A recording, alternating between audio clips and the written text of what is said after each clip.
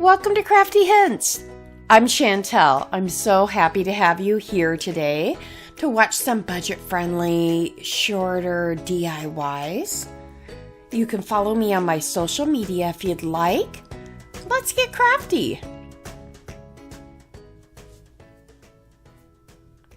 I picked these nesting pumpkins up at Dollar Tree in their Dollar Tree Plus section. They were $5, but I thought it was still a good price, and I knew that I could redo them. I wasn't sure exactly what colors I was going to go with, and I found these. It was hard to find like a more muted pumpkin.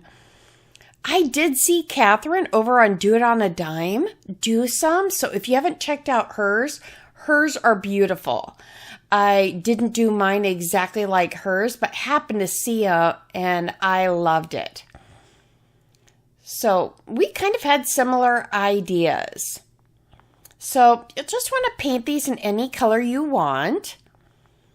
And I decided to go in and give mine a little bit more texture, a little bit of highlights, lowlights, etc. So just use this chunky brush from the Dollar Tree and use some Waverly chalk paint in celery.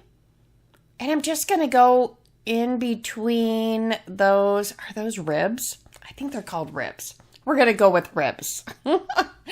All right, so just kind of adding a little bit in there, give it a little bit of dimension. And anywhere that, maybe, pumpkins aren't perfect. They've got little scuffs, they've got little bumps. So we're just giving them a little bit more character. So I did this on all three, and of course didn't make you watch me do them all, but added a little bit of, I believe I used ivory on this one. I think I mixed in just a little bit of celery here or there. Just whatever you feel the best color to complement that color you chose to paint it. Now, this will end up being on a porch, but it's really covered. If you wanted, you could do a clear sealant on it. But I did at one point go back in with a wet wipe. I believe I show at one point and kind of just wipe off some spots, or I tried to, but once it was dried, even with the wet wipe, it wasn't coming off of here. So it should be good to go. I used a little bit of celery and a little bit of moss on the stem.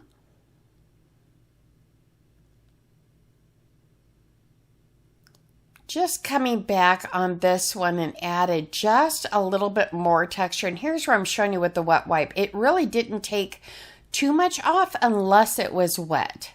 So wanted to show you if it is still a little bit wet and you wanted to kind of take some off, you could do that. After that celery was just about dry, that's when I came back, added some moss. It's funny, once you set something down, you go back and you kind of look at it. It's like, okay, a little bit on this side.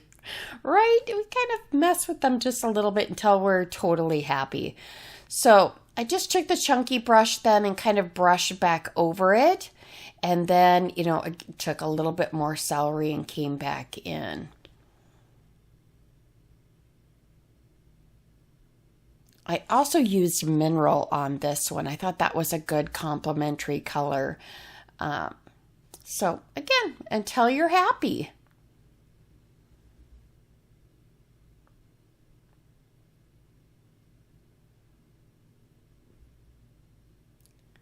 I came back in, I made this just a little bit wetter to kind of blend those just a little bit. It was just barely any water. Next, I used some of this lamb's ear. I don't think this one, they called it lamb's ear. It may have been called like foliage. But I thought that the color of these went well with these pumpkins. Just so complementary to the colors. Now, I'm going to show this again in my living room, but you could, if you did put it on your porch, you may want to put like a dowel or something down the center to kind of make it more secure and anchor that in like a planter.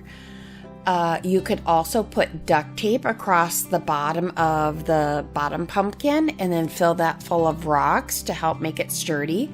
When these do come together, they twist together. So it's kind of like a twist on cap almost, kind of snap together.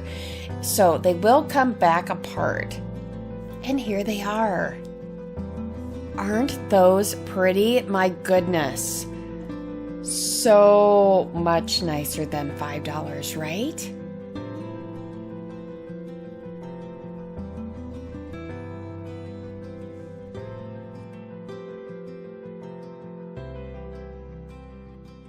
When I was out spray painting those pumpkins, I decided to use that ivory color and paint this tag sign.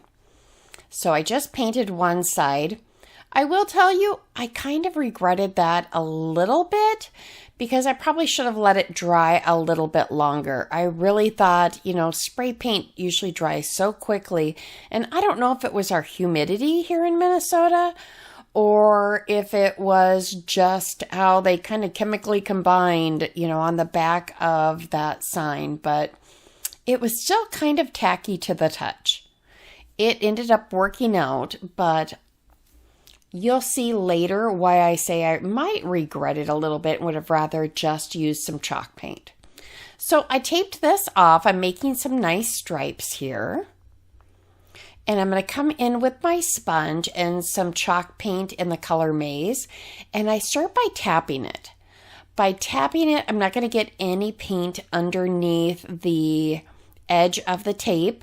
It kind of helps seal that in along with that painter's tape. So I kind of tap it along. And then after it kind of sets just a little bit, I'll usually run my brush back across to make, my final coat over the top. But I do this on all areas. So I wanted a nice center stripe and then 2 side stripes. So after I tapped the edges, I'm coming back in. And there you are. And I thought I got a little bit on that edge, so I wanted to just peel it off and make sure there wasn't any additional. But look how nice that peeled off. Besides a little bit I got past there. I cut this out on my Cricut. And again, you could use stickers.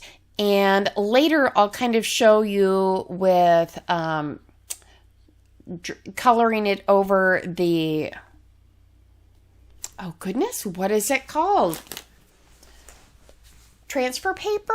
I guess that isn't it. Tracing paper? I don't even think that's it. My goodness.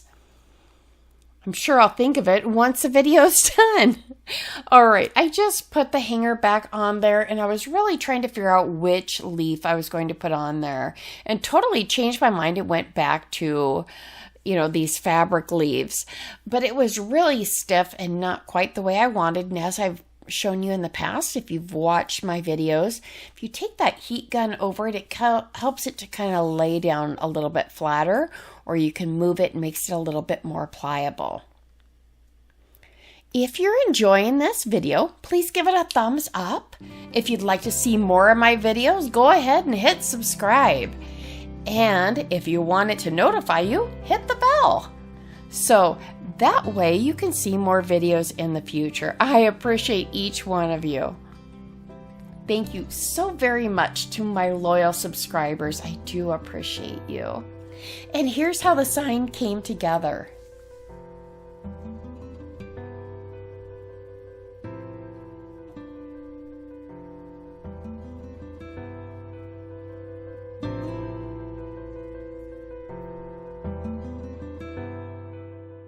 Okay, we're going to make a fall candle. I start out with this pumpkin candle that I've had for a couple of years, but it just kind of melts down there and keeps going out.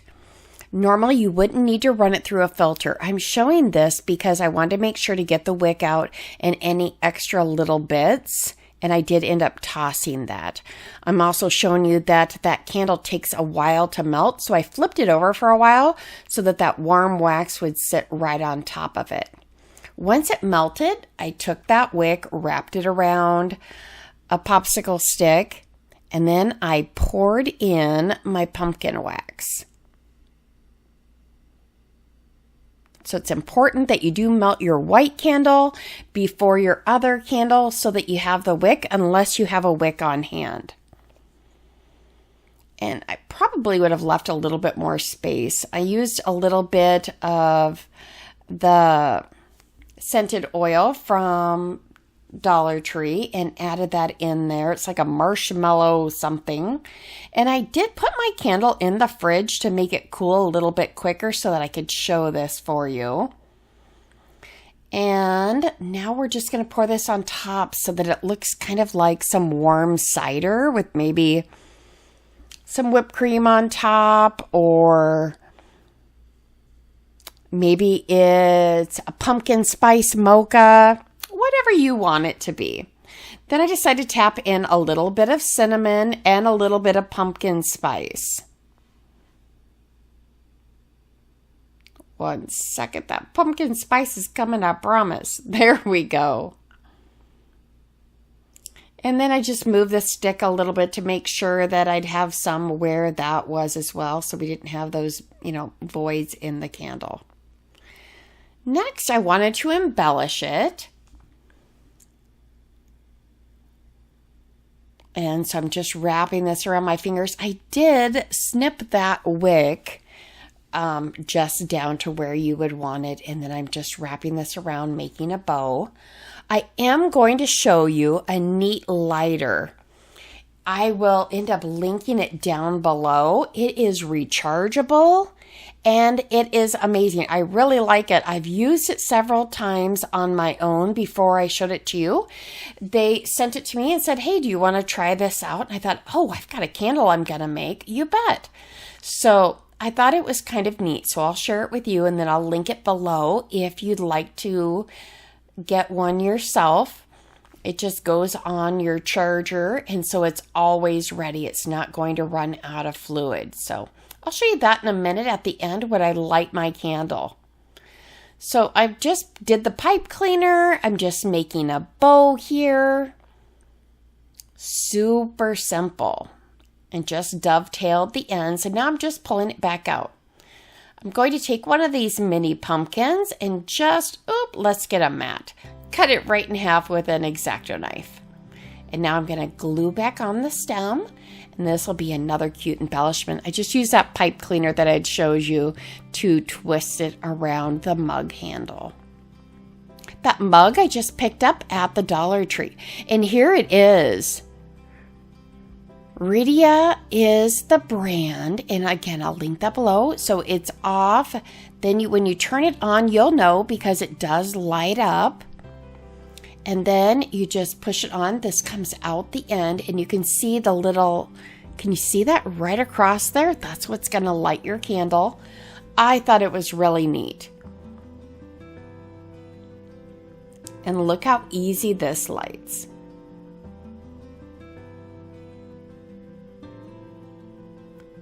Look how beautiful that candle is. You can make one too. Use up an old candle or just melt some from the Dollar Tree. You could kind of whip up that white wax if you wanted to. If you want to take it down a little bit lower, whip it up a little bit so it looked like whipped cream with a fork or something.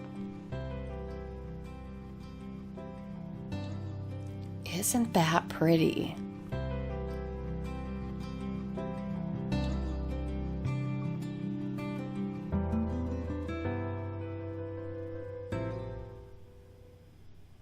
Okay, this is our last one, and this is where I'll show you. This is that transfer paper I was talking about. I just grabbed some of that off of Amazon. Now, because this is a little bit tacky, this technique did not work out, and I will show it again another time. You can also just on the back of your piece of paper, I just printed that out on my printer. But can you see, because it was tacky, it grabbed more of the black and it would not come off because of how tacky it was. So I decided to do what crafters do. We improvise. I used a little bit of spray adhesive, put that on there. I had these faux letter words from the Dollar Tree. Next, I was trying to decide what leaves I'm going to top it off with. So add a little bit of peacock, add a little hazelnut, and painted those leaves. Now I'm adding some of that ribbon that I found at the Dollar Tree again that I'd used to double the ribbon on that mug, kind of tying those together a little bit.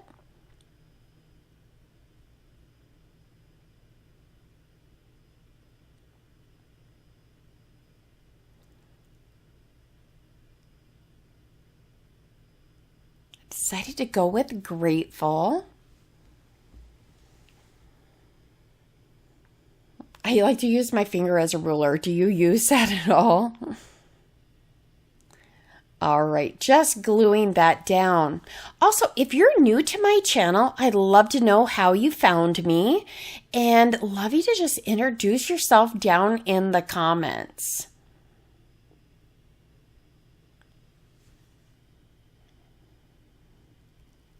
Also, I have a question for you. How many of you have started decorating for fall? We're into the beginning of September now. Kids have started school for the most part. How many of you have now started decorating for fall? If you started decorating for fall, give me a leaf or, let me know. Yep, I decorated. That would be interesting to know how many have started decorating. I definitely have my DIYs all around the house at this point. I love those colors. That peacock color is just so fun, accenting some of those fall colors. Now to prop that up a little bit, I just added a bead and then I added that ribbon in a loop on the back to hang it up. Super simple, but high impact for little money.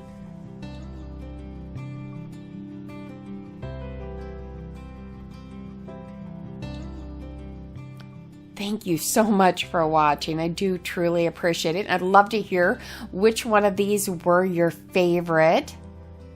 So thanks for watching. I do want to remind you to take some time for yourself. Take a little bit of time to craft. That is very therapeutic. So here's a couple more videos you might also enjoy. Have a blessed day.